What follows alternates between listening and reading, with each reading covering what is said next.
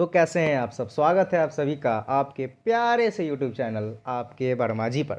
तो उम्मीद है आप लोगों की पढ़ाई बहुत मस्त लाजवाब बेहतरीन बवाल चल रहा होगा। आइए शुरुआत करते हैं। आज के कुछ महत्वपूर्ण प्रश्नों को देखने वाले हैं जो कि आपके एग्जाम के लिए महत्वपूर्ण हो सकता है। ठीक, तो आइए ज़रा हिंदी के कुछ महत्वपूर्ण प्रश्नों को और हम देखने की कोशिश करें। चला जाए अपने स्टार्ट किया जाए अपने इस क्लास नंबर 4 को। ठीक, चलिए सबसे पहला प्रश्न आपके स्क्रीन पे ये रहा। ध्यानपूर्वक आराम से जवाब देने की कोशिश कीजिएगा, सोचिएगा थोड़ा सा। कह रहा है इनमें से चोर का पर्यायवाची कौन है। अब चोर का पर्यायवाची आपसे पूछ रहा है। देखिए सबसे पहला है शशि। शशि का क्या मतलब होता है जी। तो शशि जो है ना वो चांद का पर्यायवाची है। किसका है? चांद का पर्यायवाची है। तीसरा है आपका धनद। धनद जो है वो कुबेर का है। कुबेर तो नाम सुने हैं ना जी, उसी कुबेर का है। धनद को हम कुबेर बोलते हैं, ये पर्यायवाची है। बेसर का क्या है? तो बेसर जो है ना गधा को बेसर बोलते हैं। गधा जान रहे हैं ना जी, गधा एकदम शुद्ध भाषा में, तो उसको क्या बोलते हैं? बेसर बोलते हैं। लेकिन जो मोसक होता है, मोसक जो होता है वो चोर को हम क्या बोलते हैं? मोसक कहते हैं। ऑप्शन नंबर बी हमारा हो जाएगा राइट आंसर। नेक्स्ट प्रश्न की तरफ चला जाए। इनमें से चोर का पर्यायवाची, इनमें से चोर का पर्यायवाची कह रहा है। दूसरा पॉइंट है आपका, इनमें से हवा का पर्यायवाची कौन है? क्या जी? हवा का पर्यायवाची। अब हवा का पर्यायवाची क्या है? तनुज है? बिल्कुल नहीं। नाराज है? बिल्कुल नहीं। धीर है? बिल्कुल नहीं। क्या है जी? बयार है। ऑप्शन नंबर बी यहाँ पर हो जाएंगे आपके करेक्ट। चला जाए अपने नेक्स्ट प्रश्न की तरफ। दूध का दूध अब पानी का पानी, देख रहे हैं जी, दूध का दूध अब पानी का लोकतियों का अर्थ बताना है। अर्थात ये क्या है? तो मुहावरा है। क्या है जी? मुहावरा है। और आपसे क्या पूछ रहा है? इसका दूध का दूध पानी का पानी होने का अपने भाषा में क्या कहते हैं कि सच्चाई का पता कर लेते हैं। अर्थात क्या हो जाता है जी? तो आप क्या करते हैं? सच्चाई का पता हो जाती है, अर्थात सही निर्णय निकल पाता है। तो क्या हो जाएगा? ऑप्शन नंबर बी आपका करेक्ट हो जाएगा। बहुत लोग सोचेंगे कि ए और बी दोनों हो जाएंगे, लेकिन कटपूर्ण आचरण, ये आचरण से संबंधित है। तो आचरण तो यहाँ पर सच्चाई की बातें हो रही है, तो यहाँ पर आचरण की कोई बात होगी? बिल्कुल गलत। ऑप्शन नंबर बी हमारा करेक्ट आंसर हो जाएगा। ठीक, नेक्स्ट प्रश्न की तरफ चला जाए। भाषाई आधार पर सर्वप्रथम किस राज्य का गठन हुआ था? अर्थात भाषा के आधार पर। ध्यानपूर्वक सुनिएगा, किसके आधार पे? तो भाषा के आधार पे। किसके आधार पे? भाषा के आधार पे सर्वप्रथम कौन सा ऐसा राज्य है, कौन सा ऐसा राज्य है जिसका गठन हुआ था? तो देखिए भाषा के आधार पर आंध्र प्रदेश का, किसका जी? आंध्र प्रदेश का गठन हुआ था भाषा के आधार पर। ठीक, और कब? तो 1 अक्टूबर 1953 को। कब हुआ था जी? 1 अक्टूबर 1953 को हुआ था। सिंपल सा बात बोले, 1 अक्टूबर 1953। क्लियर हो गई बातें? ये अपने दिमाग में डालिएगा। आगे बढ़ा जाए, नेक्स्ट प्रश्न की तरफ चलते हैं। इनमें से कौन सा शब्द संज्ञा से बना हुआ विशेषण है? कह रहा है संज्ञा से बना हुआ विशेषण। किससे? तो संज्ञा से विशेषण बने होते हैं। कौन है? नमक, कृपा, जाति या कुलीन। तो देखिए नमक होगा नहीं, कृपा होगा नहीं, जाति होगा नहीं। कुलीन की बात थोड़ा सा आपसे हम डिस्कस कर ले। कुलीन शब्द का अर्थ ही हो या किससे बना है? तो कुल शब्द से बना है। कुल बनी संज्ञा और कुल से बना कुलीन, और कुलीन का अर्थ होता है भाई मेरे खानदानी। कहते हैं ना जी खानदानी रईस है, अर्थात कुलीन है। आ रही है बात समझ में? कुलीन है। तो कुल जो है वो क्या बना? कुल एक प्रकार का संज्ञा है, और कुलीन इससे कुलीन बना है, अर्थात संज्ञा से विशेषण बने हैं। क्लियर हो गई बातें? ऑप्शन नंबर डी हमारा हो जाएगा राइट आंसर। नेक्स्ट प्रश्न, वनवास में कौन सा समास है? किसमें? वनवास में। तो वनवास में कौन सा समास है? तो वनवास में आपका कौन सा समास है जी? जिसमें उत्तम पद क्या है जी? प्रधान है। और उत्तम पद प्रधान होने का मतलब ये हुआ कि ये कौन है जी? तो तत्पुरुष समास है। उत्तम पद, प्रथम पद जो है वो क्या है, प्रधान है। अर्थात देखिए इसका मतलब क्या होता है प्रधान का, सुनते होइएगा, उत्तम पद प्रधान है, मध्य पद प्रधान है। प्रधान का अर्थ होता है कि उसके कुछ मीनिंग है। अर्थात जैसे कि वनवास है, वनवास में अगर इसको हम तोड़े तो वन आएगा अलग सा, तो वन का मतलब होता है ना जी। अब वन का मतलब जिस हो रहा है, अर्थात इसका मतलब हम जानते हैं, वन का मतलब जंगल, अर्थात ये क्या है, तो ये इसका मतलब होता है, इसीलिए ये क्या है, तो प्रथम पद अर्थात उत्तम पद क्या है, प्रधान है। प्रधान का मतलब कोई अर्थ निकल पाए। क्लियर। नेक्स्ट प्रश्न की तरफ चला जाए। अवयवी भाव समास का एक उदाहरण, यथाशक्ति का सही विग्रह क्या होगा। यथाशक्ति का सही विग्रह क्या होता है, कहते हैं ना जी कि अपने यथाशक्ति के अनुसार काम करो, अर्थात अपने शक्ति के अनुसार काम करो। क्लियर है बातें। यथा जो शक्ति बिल्कुल नहीं, जैसी शक्ति बिल्कुल नहीं, जितनी शक्ति बिल्कुल नहीं, शक्ति के अनुसार काम करना, अर्थात ऑप्शन नंबर ए हमारा हो जाएगा राइट आंसर। क्लियर। नेक्स्ट प्रश्न, प्रश्न संख्या 8, निम्नलिखित विकल्पों में से करण कारक क्या है। करण कारक का क्या पहचान है जी, तो कर्ता का क्या है जी, कर्ता का है, कर्ता ने, कर्म का क्या है, तो कर्म का है, कर्ता ने कर्म को, और कर्ण का क्या है, कर्ण का, कर्ण से होता है कि नहीं, तो राजा ने भिखारी को दान दिया, कर्ण कारक होगा नहीं। ठीक। बच्चा पतंग उड़ाता है, होगा नहीं। बढ़ई लकड़ी से मेज बनाता है, देख रहे हैं यहाँ से बना है। खाना, खान से हीरे निकलते हैं। ये देखिए सी और डी में आपको कंफ्यूजन, लेकिन देखिए ध्यानपूर्वक क्या है कि कोई भी काम कर्ता के या कर्ता पे फल पड़ रहा हो, अर्थात खान से हीरे निकलते हैं, यहाँ पे कोई काम नहीं है। लेकिन बढ़ई जो है वो लकड़ी से क्या कर रहा है, कुछ बनाने की प्रक्रिया हो रही है, मेज बना रहा है जहाँ से लगा है, अर्थात क्या है, ऑप्शन नंबर सी हो जाएगा करेक्ट। नेक्स्ट प्रश्न, माला फेरत जुग भया, क्या है जी, माला फेरत जुग भया, जुग भया, गया न मन का फेर, कर का मन का डारी के, मन का फेर। देख रहे हैं यहाँ पे आपसे अलंकार पूछ रहा है, क्या पूछ रहा, अलंकार पूछ रहा है। ध्यान पूर्वक अगर देख रहे होइएगा तो आपको ये दिख रहा होगा कि माला फेरत जुग भया, गया न मन का फेर, मन का डारी के मन का फेर, अर्थात मन का देख रहे हैं दो दो जगह है, मन का जो है वो दो दो जगह है।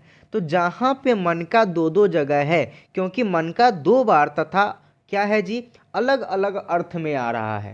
पहला अर्थ में दूसरा है, कर का मन का डारी के, मन का फेर। ठीक। तो यहाँ पे अलग दो समान शब्द आपको देखने को मिल रहे हैं, बात सही है, लेकिन अर्थ अलग अलग है। तो ऐसे शब्द जो दो बार तीन बार देखने को मिले लेकिन उनके अर्थ अलग अलग होते हैं अलग अलग जगह पर, तो ऐसे को हम यमक अलंकार कहते हैं। क्या बोलते हैं जी, ऐसे को हम यमक अलंकार कहते हैं। ऑप्शन नंबर सी हो जाएगा आपका करेक्ट। अधोगति में उपसर्ग पूछ रहा है, क्या पूछ रहा है जी, अधोगति में। अब बहुत लोग क्या बोलेंगे ना, अधोगति है ना तो क्या दिक्कत है, अधोगति मतलब क्या हो गया, एगो हो गया अधो और दूसरा हो गया गति। भाई मेरे ये गलत है, क्योंकि अधोगति का मैं आपको भी बताता हूँ। अधोगति का क्या अर्थ होता है, यहाँ पे जब मैं संधि करूँ तो अधोगति का होगा अध, क्या है, ये क्या है, विसर्ग लगा दिए हैं भाई मेरे, और होगा गति। ये बनेगा अधो प्लस गति बनाएंगे तो ये बनेगा जी अधोगति।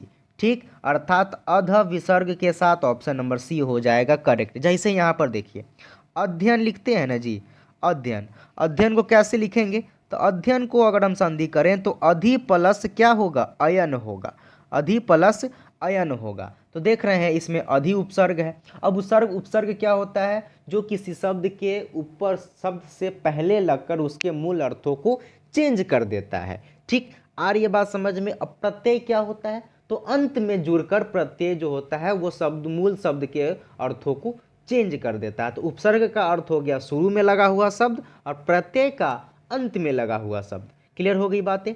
नेक्स्ट प्रश्न की तरफ चलेंगे। हिंदी व्यंजनों में क वर्ग की सभी ध्वनियां हैं। अब देखिए अब बात आती है क वर्ग की। किसकी? तो क वर्ग की बात आती है। तो क वर्ग की जो ध्वनि है, जितनी भी क वर्ग की सभी ध्वनियाँ जो है वो क ख ग घ ले लीजिए, तो जितनी भी वह सभी ध्वनियाँ होगी वो क्या होगी? कंठ से होगी। आप करके देखिए, क कंठ से निकल रहा है, ख कंठ से निकल रहा है, ग कंठ से निकल रहा है। आ रही है बात समझ में? तो ये सब जो होगा वो कंठ से होते हैं। अब इसमें बहुत लोग क्या हो जाते हैं? कंफ्यूज हो जाते हैं। अल्पप्राण भी तो होगा। देखिए, अल्पप्राण अलग होते हैं। अल्पप्राण जो है वो अलग होते हैं।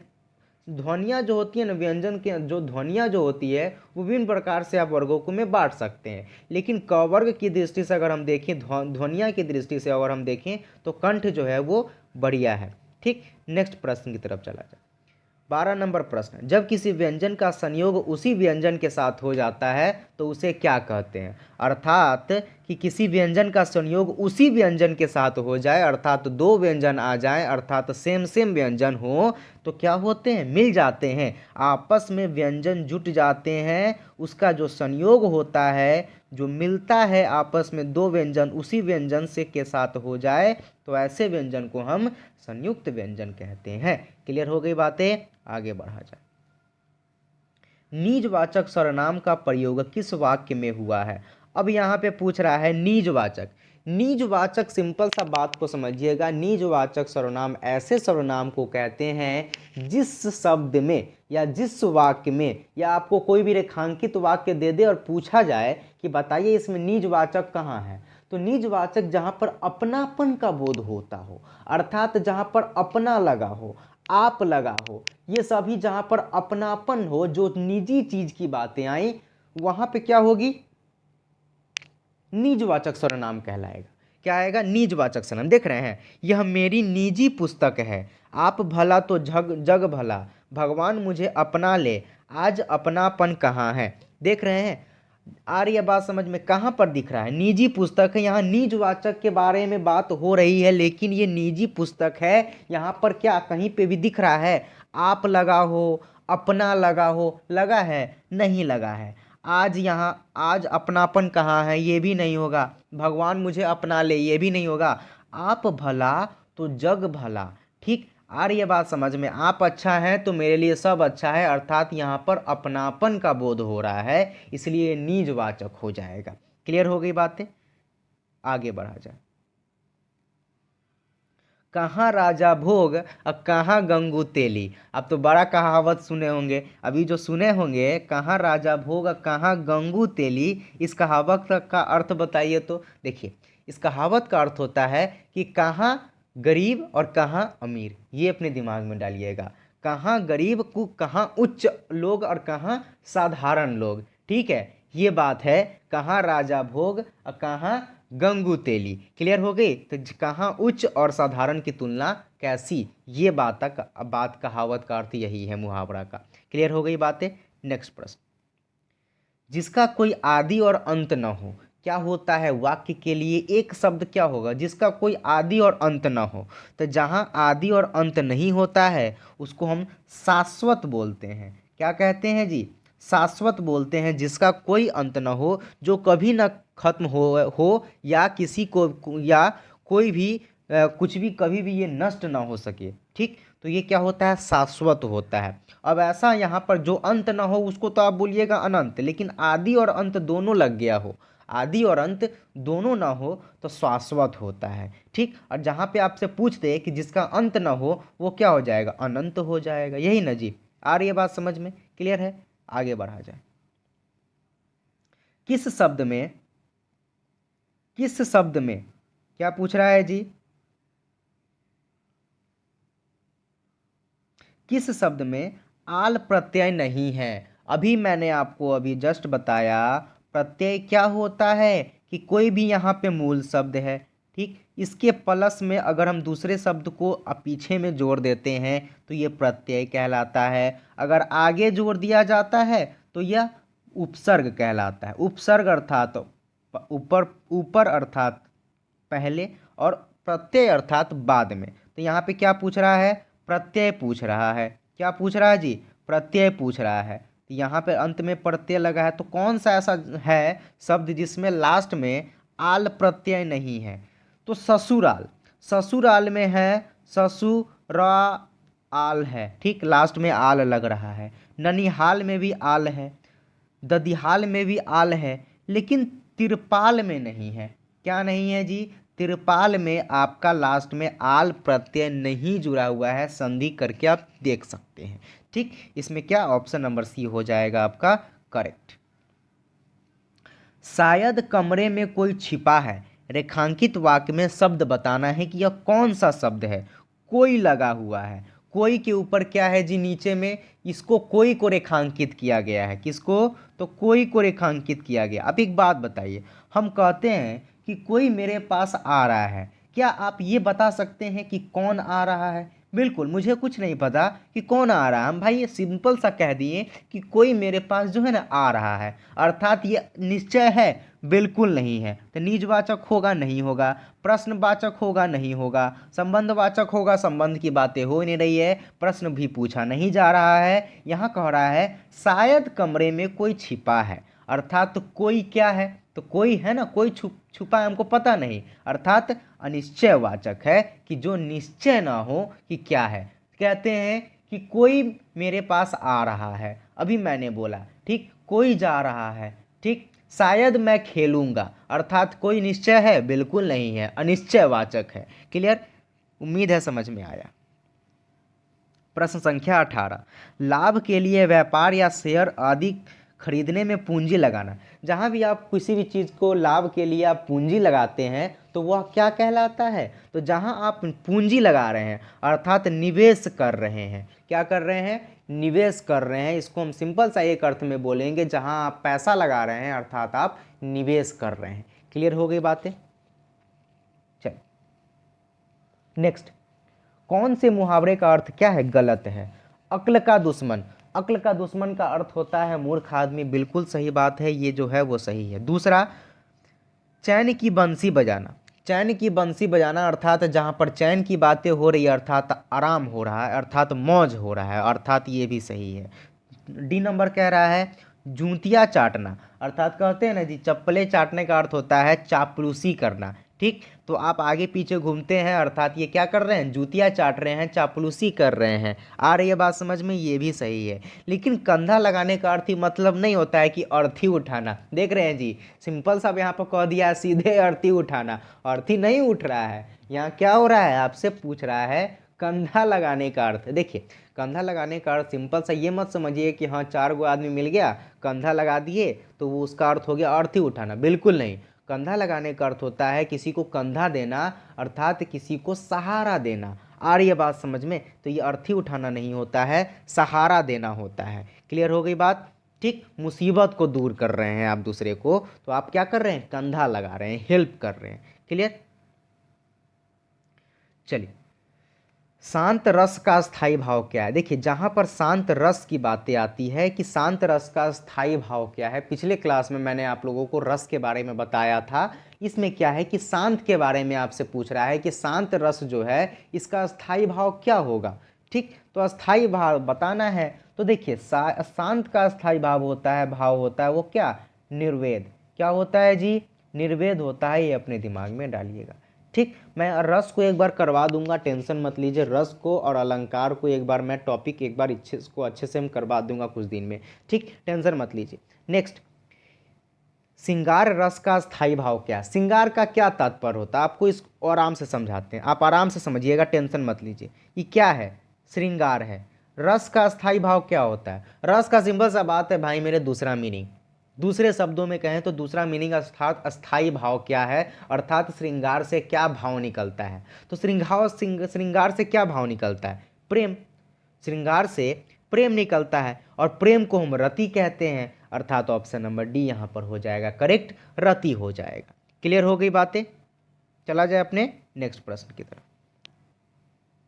विस्मय स्थायी भाव किस रस में होता है? विस्मय, जहां पर क्या होता है? विस्मय का अर्थ होता है जो क्या हो, जिसको समझ ना सके, अर्थात अद्भुत हो जाए। कहते हैं ना जी, किसी भी भाव में अद्भुत, बहुत क्या है? अजूबा है, अद्भुत है, अर्थात क्या है? इसको हम विस्मय बोलते हैं। विस्मय जो है वो स्थायी भाव किस रस में होता है? तो अद्भुत रस में होता है। ऑप्शन नंबर सी हो जाएगा।